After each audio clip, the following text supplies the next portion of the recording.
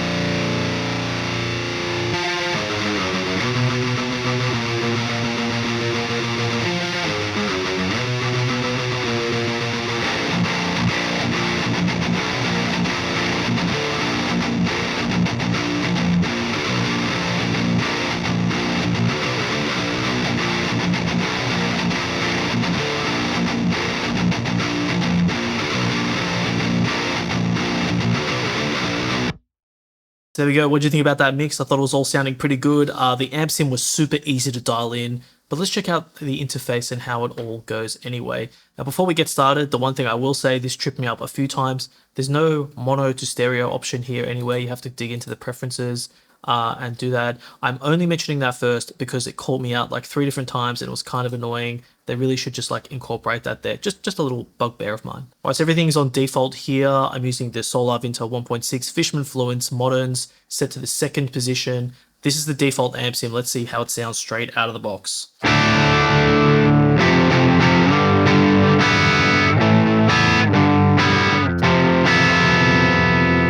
Man, it's actually a little undergained for what I expected. I thought it would be ripping straight out of the box. So let's just soak in the interface here. What's going on up top? You have your input trim, your pedals, amp, cab, equalizer, effects after the amp, output trim. You have all your preferences up here, your presets, pretty standard stuff. Okay, so amp-wise, power button, gate, presence, depth, all standard stuff. What's this? Low and high.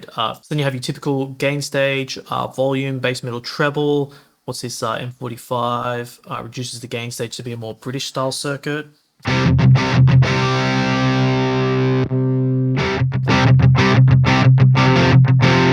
All right, so you get a bright switch here, two different kind of bright switch. So it's currently off.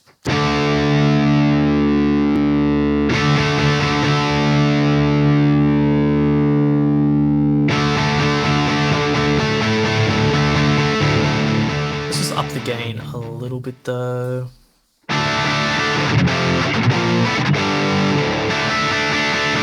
Let's flick it from your 6L6 tubes to your EL34 tubes.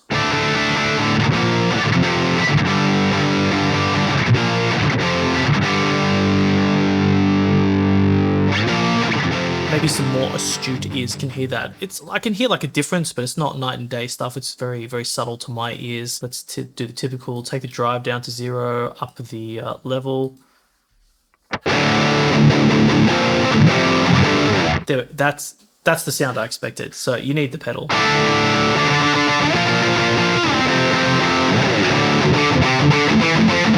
Right, so I set the Bogren one the same, flick it off, change this one.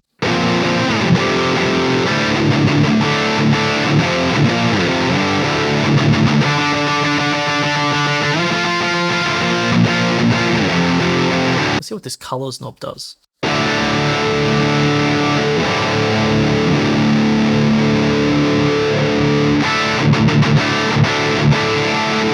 Yeah, I like it a little bit sharper back here.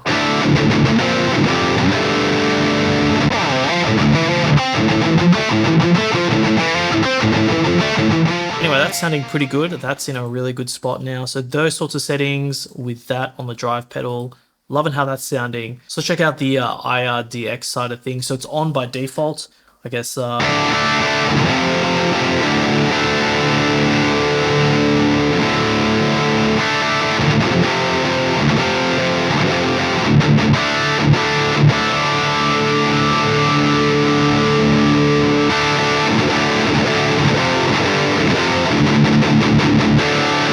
Once again, I'm hearing a volume boost, but I'm going to fix this up in post and we'll see how similar it is. I will say though, the placebo effect is real because when it's on, it feels like there's this like low end movement.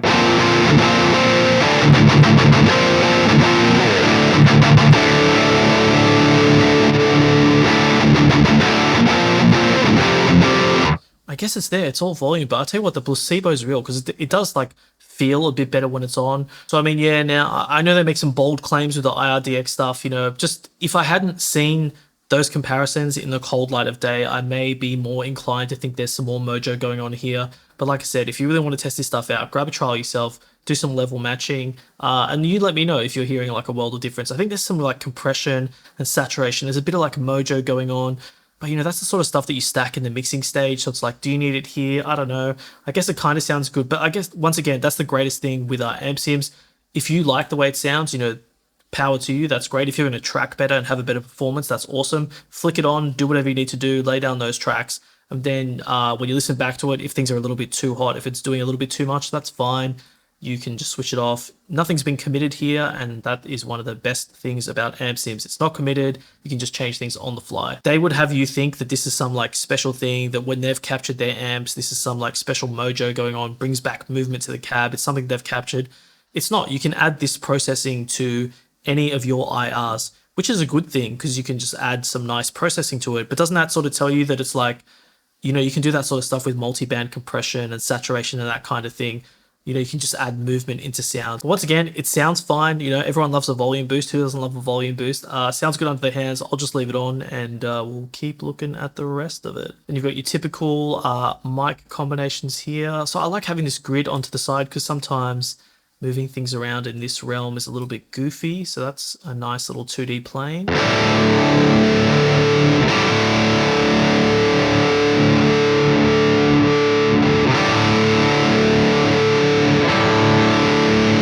I've almost definitely just made the tone worse by touching things. Not too bad. Still holds up. We can leave it as is now. Oh, so there's two cabs, but for each cab there's a bunch of different microphones. That's cool. Then you can obviously do your blending there. All right, so equalizer, you got your typical band equalizer there. I do like that on a lot of the views, they give you the amp there, so you don't have to like exclusively switch back to the amp every single time. That is very handy. And then here we can see we have these plush, delay, and verb pedals. Why don't we flick over to the clean channel, which I can do just from this menu. Alright, so just made some tweaks there. We've got the delay and the wet. I did actually switch the Vanilla Sky back on, just give it a little bit of level, a little bit of a kiss, because it just needed a little bit more of a boost. Let's check it out.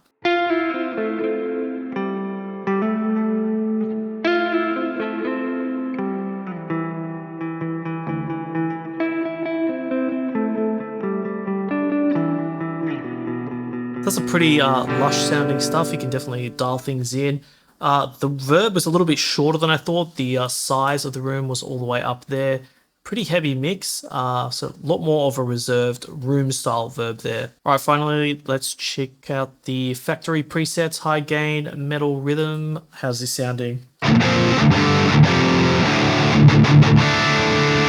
It's at this point in time, I wonder why I didn't save the tone that I was dialing in the whole time throughout this video, because it sounded pretty good.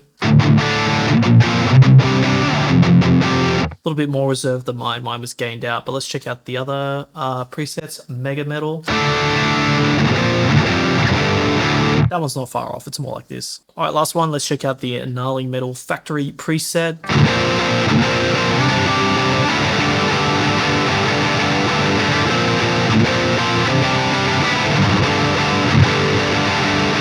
So overall, what do I think about the MLC SubZero? So let's just take a stock on everything. There's two overdrive pedals, one amp with 3 channels, a few different options there with the tubes, the bright mod, the British mod, a few different little things you can do there. The cab section, you got that IRDX stuff, as well as all the microphones and cabs they got going on there, so that's pretty good. Typical equalizer, typical delay, reverb.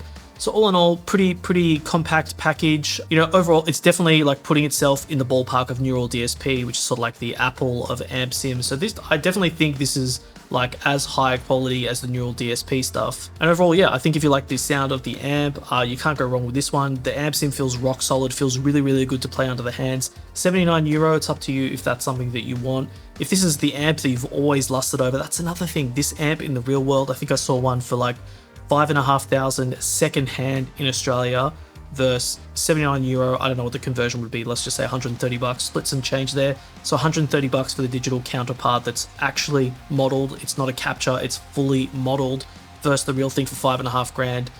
Once again, if that's your holy grail amp, then you are very happy that they brought out this amp sim. But if you pick this bad boy up, what did you think about all the sounds in the video? Let me know in the comments below. Don't forget to smash that like and subscribe button. Also have a Discord server where we talk about guitar mixing, songwriting, whatever you want to talk about, gear last, it's all in there. Join Discord, enjoy the chat. I'll leave links to all that sort of stuff below. And as always, thanks for sticking around to the end of the video, and I'll catch you on the next one.